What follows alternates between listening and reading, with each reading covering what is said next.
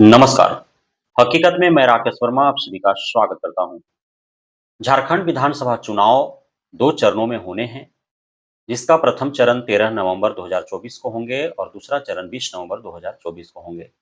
दोनों चरणों का मतगणना 23 नवंबर 2024 को हो जाएंगे और उस दिन फैसला आ जाएगा कि झारखंड में कौन सरकार बना रहा है, किस विधानसभा क्षेत्र से वहां के जनता जनार्दन ने किस पर अपना भरोसा जताया है।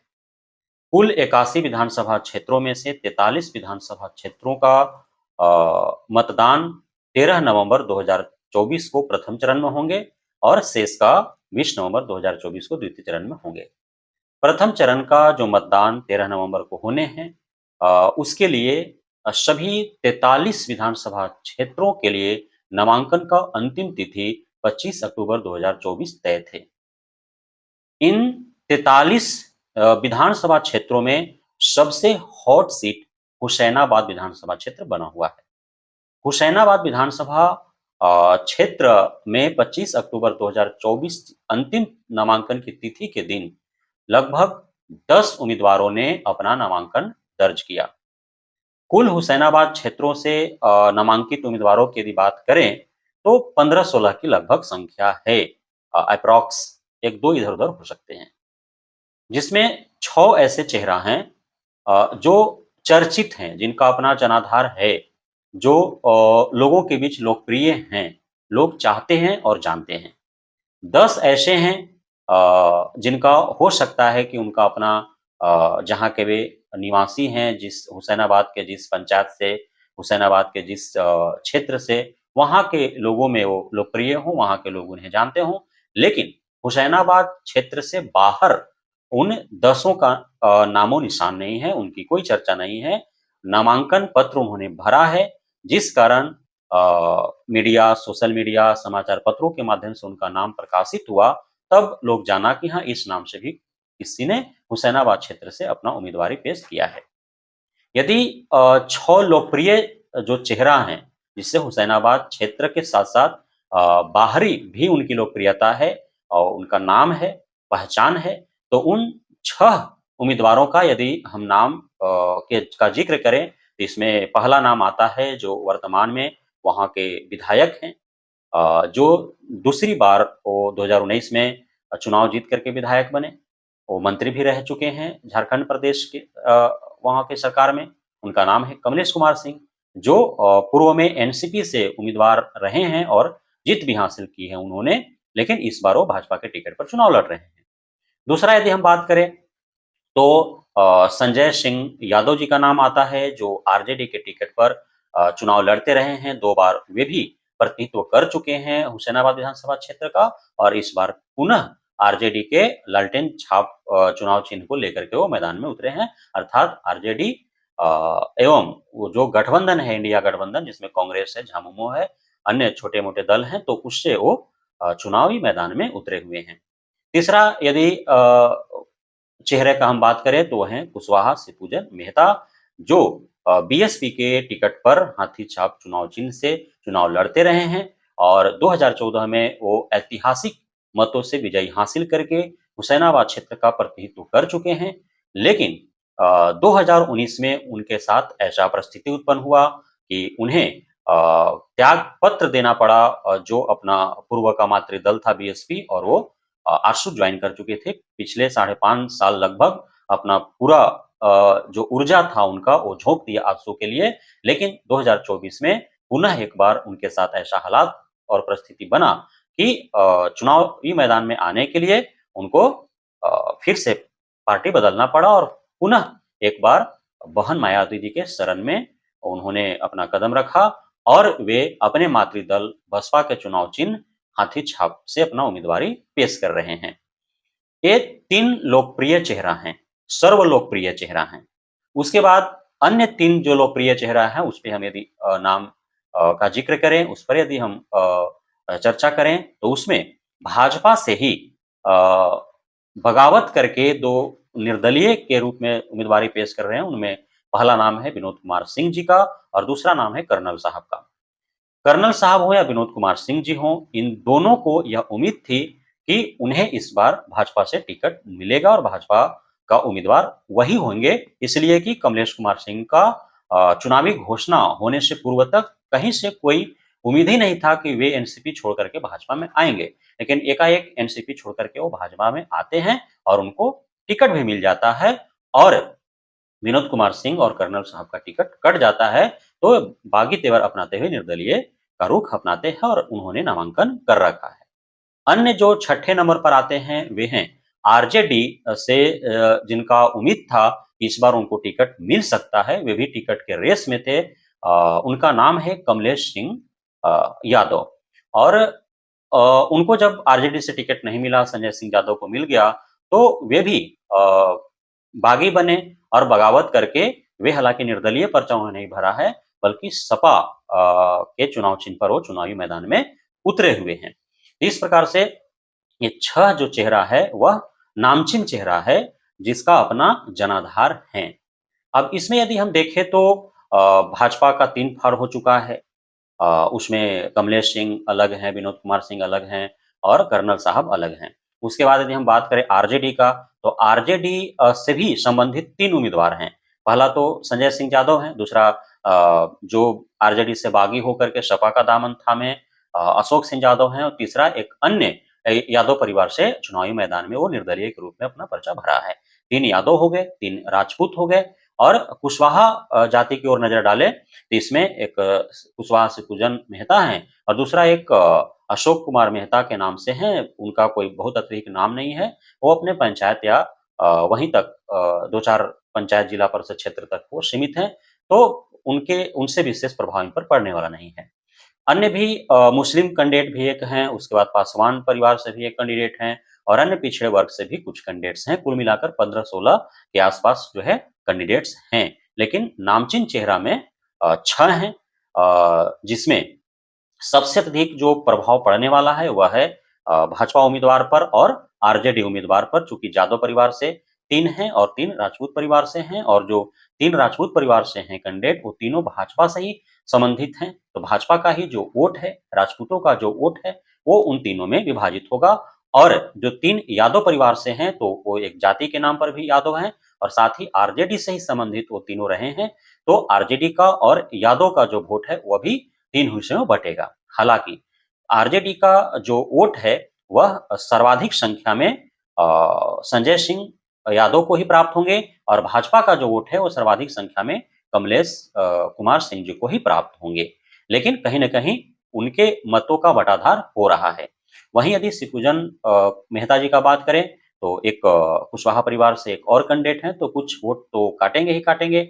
साथ ही चूँकि पिछले बार बीएसपी के उम्मीदवार के तौर पर शेर अली खान थे मुस्लिम परिवार से, वो इस बार नहीं है चुनावी मैदान में लेकिन एक अन्य मुस्लिम परिवार से हैं, तो मुस्लिम का जो वोट है वह बीएसपी को मिलता है, वह आरजेडी को भी मिलता है और दूसरे दलों को भी मिलते हैं छिटपुट। लेकिन सबसे अत्यधिक जो है वो बीएसपी को मिलते रहा है और आरजेडी को मिलते रहा है। इन इन लोगों को तो मुस्लिम वोट मिलेंगे ही, साथ ही जो है मुस्लिम कैंडिडेट होने के नाते वे भी कुछ वोट काटेंगे, तो इसमें सबसे अधिक नुकसान जो है वो आरजेडी और कुशवाहा जी को ही होने वाला है। मुस्लिम वोट को यदि देखें तो वो जितना काटेगा उतना। हालाँकि जो उम्मीदवार हैं, मुस्लिम कैंडिडेट हैं, उनका कोई उस तरह से चेहरा नहीं है, कोई लोकप्रियता नहीं है, तो बहुत अधिक वो प्रभाव नहीं डाल पाएँगे। वहीं अन्य जो पिछड़े वर्ग के जो भी उम्मीदवार हैं, उनका भी कोई नाम नहीं है, कोई अस्तित्व नहीं है, कोई चेहरा नहीं है, तो उनका भी विशेष प्रभाव इन लोगों पर नहीं पड़ेगा। तो इस प्रकार से यदि हम विश्लेषण करते हैं इस आधार पर, तो हम पाते हैं कि सबसे अधिक जो नुकसान हो रहे हैं, वोटों का जो बँटाधार हो रहा है, वो संजय सिंह यादव का वोटों का बँटाधार हो रहा है और कमलेश कुमार सिंह जी के वोटों का बँटाधार हो रहा है। वहीं शिवपूजन मेहता जी के जो वोट हैं बीएसपी का हो या इनका खुद का व्यक्तित्व, अस्तित्व, प्रभुत्व का हो, खुद का व्यवहार का हो, खुद के जात का हो, तो इनके वोटों का बँटाधार उस अनुरूप नहीं हो रहे हैं। फिर भी अब चूँकि दल बदल करके आए हैं, पहले 5 साल आजसू को दिया, पुनः बीएसपी में आए हैं, तो कहीं न कहीं थोड़ा-सा असमंजस बना हुआ है। फिर भी आज जब उन्होंने नामांकन का पर्चा दाखिल किया, किसी को भी उम्मीद नहीं थी कि इतने अत्यधिक संख्या में कुशवाहा शिवपूजन मेहता के नामांकन में सम्मिलित होंगे। भीड़ लगभग जो 6 मैंने नाम बताया, उन सभी के नामांकन में भीड़ देखने को मिला। चाहे वो कमलेश कुमार सिंह जी हों, संजय सिंह यादव जी हों, कर्नल साहब हों, विनोद कुमार सिंह जी हों या फिर कमलेश सिंह यादव जी हों, सपा से जो हैं और फिर आज जो नामांकन दाखिल किए कुशवाहा शिवपूजन मेहता जी हों। लेकिन जो वहाँ के लोगों का कहना है, जो इस पर नज़रें गड़ाए हुए हैं उनके स्तर से जो बातें निकल कर के आ रही है, तो उनका कहना है कि सबसे अत्यधिक जो भीड़-भाड़ देखा गया या यूँ कहें कि जो जन सैलाब उमड़ पड़ा, वह कहा जा सकता है कि कुशवाहा शिवपूजन मेहता के नामांकन में जन सैलाब देखने को मिला।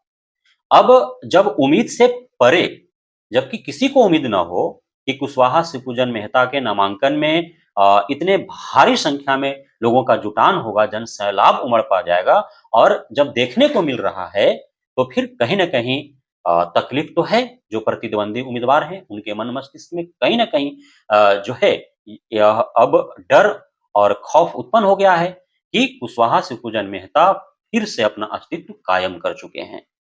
चूँकि अब कुशवाहा शिवपूजन मेहता अपने मातृदल में घर वापसी उनका हो चुका है। बहन मायावती जी का आशीर्वाद इन्हें प्राप्त हो चुका है। तो इनका कॉन्फिडेंस लेवल भी एक उच्च स्तर का हो चुका है। चूँकि आपने देखा जिस प्रकार से इनका गर्जना था, तो कॉन्फिडेंस इनमें दिख रहा था। इन सारी जो पहलू हैं कुशवाहा शिवपूजन मेहता के साथ जो सकारात्मक जो पहलू हैं, जो जुड़ते जा रहे हैं, इनके पक्ष में जो बनते जा रहे हैं, इससे कहीं न कहीं इनके प्रतिद्वंदियों में खासे खौफ है इस बात को लेकर के कि निरंतर जो है कुशवाहा शिवपूजन मेहता का अस्तित्व बनते जा रहा है। हालाँकि कुशवाहा शिवपूजन मेहता जब चुनावी घोषणा हुआ उसके बाद से काफ़ी उथल-पुथल रहे और काफ़ी व्यस्तता रही, अस्त-व्यस्त रहे। उम्मीद भी नहीं थी टिकट मिलेगा, नहीं मिलेगा, बसपा देगी, नहीं देगी कि निर्दलीय लड़ना पड़ेगा। बिल्कुल भी जो है यह असमंजस में थे। क्योंकि इन्होंने पूर्व में कुछ और नामांकन का तिथि तय कर रखा था निर्दलीय के रूप में। लेकिन एक कहीं न कहीं उम्मीद थी कि हो सकता है कि बसपा पुनः इनको शरण दे दे और बहन मायावती जी का आशीर्वाद इनको प्राप्त हो जाए और अंततः इनको आशीर्वाद प्राप्त भी हुआ। नामांकन से 1 दिन पूर्व इन्होंने सदस्यता ग्रहण की, टिकट मिला और जाकर के इन्होंने पर्चा दाखिल किया। तो इनके साथ जो बीएसपी का अपना जो जनाधार है, पार्टी का जो जनाधार है, बहन मायावती जी के चेहरे पर जो वोट मिलते रहा है, तो वो सारे वोट अब कुशवाहा शिवपूजन मेहता में जुड़ने वाले हैं। साथ ही कुशवाहा शिवपूजन मेहता का जो अपना व्यक्तित्व का, अपना अस्तित्व का अपना जात का जो वोट है, वो इनको मिलते रहा है और मिलेगा ही। एवं चूँकि ये 5 साल सत्ता से बेदखल रहे, इनके साथ साजिशें होते रहीं, षड्यंत्र होते रहे, 2019 में भी इनके साथ साजिश षड्यंत्र होते रहे, 2024 में भी साजिश षड्यंत्र हुआ। तो इन सारे पहलुओं के वजह से जनता का जो है, जो इनका वोटर रहे हैं और टूट चुके थे, उनका भी अब जुटान इनके साथ होने लगा, इनके साथ एक विशेष सहानुभूति जुड़ने लगा है। साथ ही इनके द्वारा जो समय-समय पर लोगों की सेवाएँ की जाती रही हैं, लोगों की मदद की जाती रही हैं, विभिन्न कार्यक्रमों के माध्यमों से जो ये लोगों के बीच में रहे हैं अपने समाज के लिए पिछड़े दलितों, महादलितों, आदिवासियों, मुस्लिमों के लिए जो हर समय खड़ा रहे हैं, समय-समय पर विभिन्न कार्यों को इन्होंने क्रियान्वयन किया है। अलग-अलग क्षेत्रों में इन्होंने अपनी भूमिका अदा की है, सत्ता से बेदखल रहते हुए भी। तो इन सारे चीज़ों का जो है लाभ इनको प्राप्त हो रहा है। इनके साथ सहानुभूति जुट रही है समाज का पिछड़ों का, दलितों का, आदिवासियों का एवं मुस्लिमों वोटरों का जो है इनके साथ सहानुभूति जुट रही है। इनका जनाधार जो है वो सभी जातियों में है या यूँ कहें कि जमात में है। क्योंकि जब 2014 से 19 तक ये जब प्रतिनिधित्व किए हुसैनाबाद क्षेत्र का, तो अपने जात से अत्यधिक दूसरे जाति में और पिछड़े वर्ग से अधिक अगड़े वर्ग के परिवार के साथ इनका संबंध रहा। तो इस वजह से वहाँ से भी ये वोट बटोर पाने में कामयाबी हासिल करेंगे। अर्थात कुशवाहा शिवपूजन मेहता का हर तबके से वोट मिलने वाला है। यूँ कहें तो हर तबके से वोट मिलने वाला है और यह मैं नहीं कह रहा हूँ, बल्कि हुसैनाबाद क्षेत्र पर नज़रें बनाए रखने वाले जो राजनीतिज्ञ हैं, जो रणनीतिकार हैं, उनके द्वारा ये बातें निकल कर के आ रही है, जो हम अपने चैनल के माध्यम से आप तक पहुँचाने का प्रयास कर रहा हूँ। तो इस प्रकार जो निरंतर कुशवाहा सुखोजन मेहता के साथ सहानुभूति लोगों का जुट रहा है, जो हर जात से इनके पक्ष में लोगों की जो विचारधाराएँ जो जुट रही हैं, तो इस सारे चीज़ों को जब अवलोकन किया जा रहा है, तो चाहे वो कमलेश सिंह जी के कार्यकर्ता हों, संजय सिंह यादव जी का कार्यकर्ता हों, विनोद सिंह जी के कार्यकर्ता हों, कर्नल साहब के कार्यकर्ता हों, कमलेश सिंह यादव सपा वाले का कार्यकर्ता हों, तो उनके माध्यम से उन तक बातें पहुँच रही है, तो फिर कहीं न कहीं उनमें एक टिस सी उत्पन्न हो रही है, उनके कहीं न कहीं दिल में, मन में, मस्तिष्क में कि हो सकता है कि कुशवाहा सुखोजन मेहता जो है वो पुनः एक बार 2014 की भांति 2024 में बाजी मार ले। तो इस प्रकार से जो सारे माहौल उत्पन्न हो रहे हैं यह कुशवाहा सुखोजन मेहता के पक्ष में जा रहे हैं और कहीं न कहीं चुनौती एक बन करके खड़ा होते दिख रहे हैं ये। जबकि इनकी नैया डूब चुकी थी 2014 में जो रिकॉर्ड मतों से चुनाव में विजयी होकर आए थे, 2019 में 5वें स्थान पर चल जाना और महज़ 15 साढ़े 15 हज़ार वोट ही प्राप्त हो पाना, तो बुझ चुके थे ये। तो किसी को उम्मीद नहीं थी कि इस प्रकार से बुझा हुआ जो दीपक है वो ज्वाला बन करके भड़क जाएगा, उठ जाएगा और इस प्रकार से दहाड़ मारना प्रारंभ कर देगा। जन सैलाब जो है उमड़ पड़ेगा इसके लिए किसी को उम्मीदें नहीं थी। तो कहीं न कहीं ये सारे चीज़ों को देखते हुए यह प्रतीत हो रहा है कि अब जो मुकाबला हुसैनाबाद विधानसभा क्षेत्र में होने वाला है, वह 3 ही के बीच में अब देखने को मिलेगा, कमलेश कुमार सिंह, संजय सिंह यादव और कुशवाहा सुखोजन मेहता। अब इसमें मैंने प्रत्येक बिंदुओं पर यहाँ चर्चा करके बता दिया आप सभी को, आपको खुद निर्णय लेना है कि मजबूत स्थिति में कौन है, कौन आगे भविष्य में मजबूत स्थिति में होने वाला है। क्योंकि चुनाव चाहे वार्ड सदस्य का हो या फिर विधायक या सांसद का हो, चुनाव से पूर्व की जो 2 दिन चुनाव प्रचार रुक जाते हैं, थम जाते हैं, वो 2 दिन में माहौल बदल जाते हैं। तो अभी चाहे जिसका भी माहौल हो, भले ही जन सैलाब उमड़ पड़ा कुशवाहा जी के नॉमिनेशन में, भले ही हर तरफ से सहानुभूति जुट रहे हैं, लोगों में चर्चाएँ फिर एक बार कायम हो चुका है, कुशवाहा से गुजरने में था फिर से अपना अस्तित्व कायम कर पाने में सफल होते दिख रहे हों। लेकिन हो सकता है कि चुनाव जो 13 नवंबर को होने वाला है, उसके काफ़ी नज़दीक आते-आते जो है, इनका पूरा चारों तरफ का जो बयार है, वो बिल्कुल ही शिथिल पड़ जाए और किसी दूसरे का जो है हवा बह जाए और वह मत प्राप्त करके और 23 नवंबर को जब मतगणना हो, तो जिन पर उम्मीद भी नहीं हो चारों तरफ के लोगों का जो नज़रें बनाए हुए हैं हुसैनाबाद के क्षेत्र पर उनसे उम्मीद से परे निकल करके और कोई दूसरा जो है बाजी मार ले, ऐसा भी हो सकता है। यह चुनाव है, जनता जनार्दन तय करती है कि किसे वो अपना प्रतिनिधित्व देने वाली है अपने क्षेत्र का। तो कह पाना मुश्किल है कि विजयी कौन होगा, जीत कौन पाएगा, अभी नॉमिनेशन का दौर खत्म हुआ है, प्रचार का दौर अब आरंभ होगा, प्रचार करने की अलग-अलग नीतियाँ सभी अपनाएँगे।